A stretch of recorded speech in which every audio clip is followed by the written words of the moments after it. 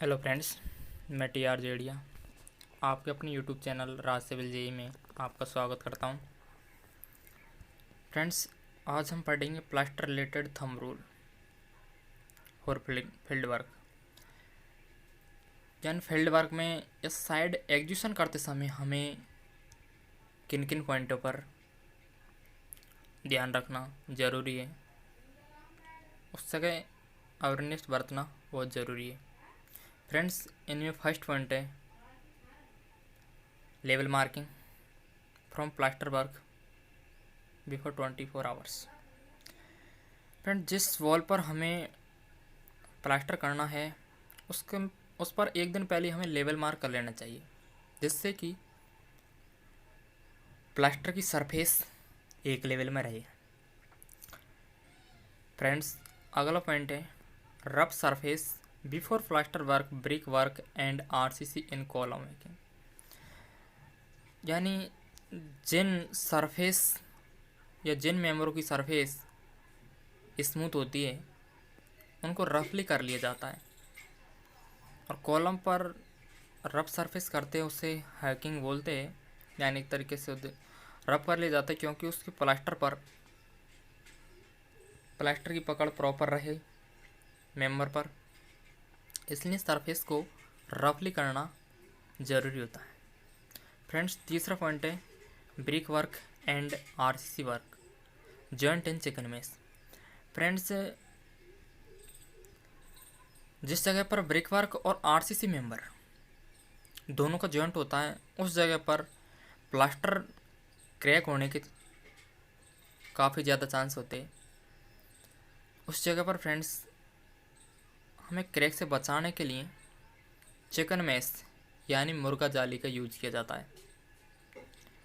हम लगभग 1 फीट की मुर्गा जाली लेते हैं और उसके बराबर जॉइंट्स के बीचों बीच लगाते हैं, यानी 6 इंची आरसीसी मेंबर पर और 6 इंची ब्रिक मेंबर पर, और उसे किसी पिन से फिक्स कर दिया जाता है।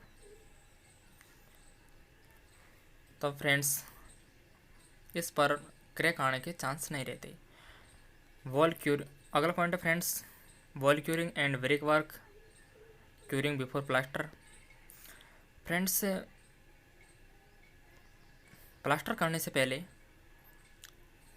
वॉल क्यूरिंग करना बहुत ज़रूरी होता है, क्योंकि फ्रेंड्स यदि हम वॉल की क्यूरिंग नहीं करेंगे तो जो हम सीमेंट सैंड का मिक्स बनाएंगे प्लास्टर के लिए उससे हमारी वॉल वाटर का एब्जॉर्बेशन कर लेगी।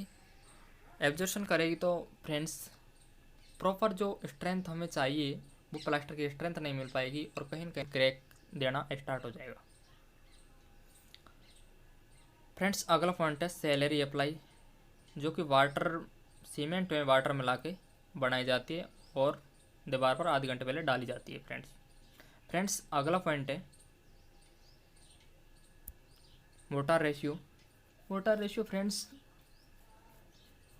बहुत ही ज़रूरी है। जब हम साइड एग्जीक्यूशन कर रहे होते हैं तो हमें जहाँ पर प्लास्टर चल रहा होता तो वहाँ पर जाके देखना ज़रूरी है कि वो नॉमिनल मिक्स ले रहे हैं एक वॉल्यूम के द्वारा, तो वो कितना ले रहे हैं।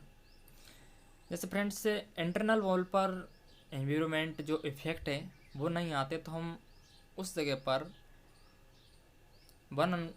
1:6 का रेशियो दे सकते हैं, देते ही है मैक्सिमम। और जो एक्सटर्नल वॉल होती है उस पर जो क्लाइमेट इफेक्ट है, एनवायरनमेंट इफेक्ट है, वो ज़्यादा आते ही। तो फ्रेंड्स वो डायरेक्टली एक एनवायरनमेंट के संपर्क में रहती है, इसलिए फ्रेंड्स उस जगह पर एक अच्छा रेशियो देना बहुत ज़रूरी होता है। तो उस जगह पर फ्रेंड्स 1:4 का रेशियो लिया जाता है। फ्रेंड्स, अगला पॉइंट है mortar use with in 1 hour. Friends, हमें सीमेंट सैंड का जो मिक्स बनाते हैं, हम जो मोर्टार बनाते हैं वो हमें इतना ही बनाना चाहिए। फील्ड पर जो भी लेबर होती है, कार्य कर रहे होते हैं, उनको बोलना चाहिए कि इतना ही बनाए कि वो 1 घंटे में यूज कर सके।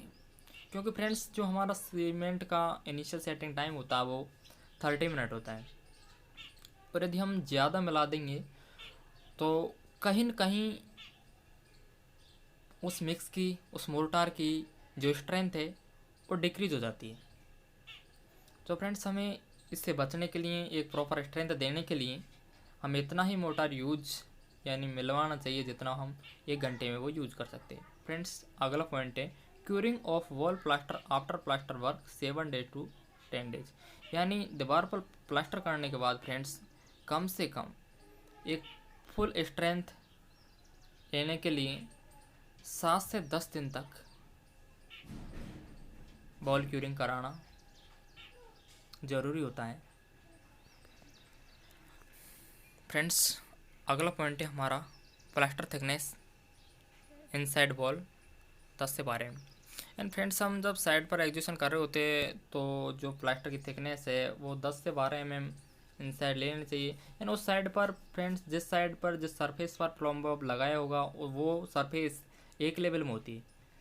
तो जब हम साइड का एग्जीक्यूशन करते होते तो वैसे तो हमें दोनों ही सरफेस से एक लेवल से ही मिलवानी चाहिए, लेकिन फ्रेंड्स जब भी जिस साइड में हम प्लम्ब बॉब लगाते हैं तो उस साइड में सरफेस ठीक होती है तो उस साइड का प्लास्टर 10 से 12 में आता है। और जो आउटसाइड वॉल होती है जिस साइड में प्लम्ब बॉब नहीं लगाया गया है उस साइड की सरफेस का जो प्लास्टर है वो उसकी थिकनेस कुछ ज़्यादा आती है कंपेयर टू इनसाइड वॉल की। एंड उस साइड की फ्रेंड्स 12 से 15 mm या 17 mm भी आ सकती है। इस चीज़ से हमें मैक्सिमम थिकनेस से बचने के लिए फ्रेंड्स जिस साइड में हम साइड का एग्जीक्यूशन कर देते हैं, जिस समय पर हम ब्रेक वर्क चल रहा होता है उस समय पर ध्यान देना काफ़ी ज़रूरी होता है। उस समय पर हमें ब्रेक वर्क की जो दोनों सरफेस है वो एक लेवल में करवानी चाहिए, यानी प्लम्ब वेब में होना बहुत ज़रूरी है उनका। अन्यथा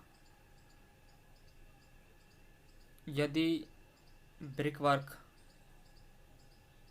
इवन ऑड होगी तो उस जगह पर फ्रेंड्स जो सरफेस है वो इवन ऑड होगी तो कहीं ना कहीं हमारा मटेरियल भी ज़्यादा लगेगा, टाइम भी ज़्यादा लगेगा।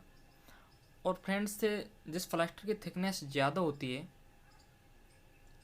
उस प्लास्टर पर क्रैक आने के चांस ज़्यादा होते हैं कंपेयर टू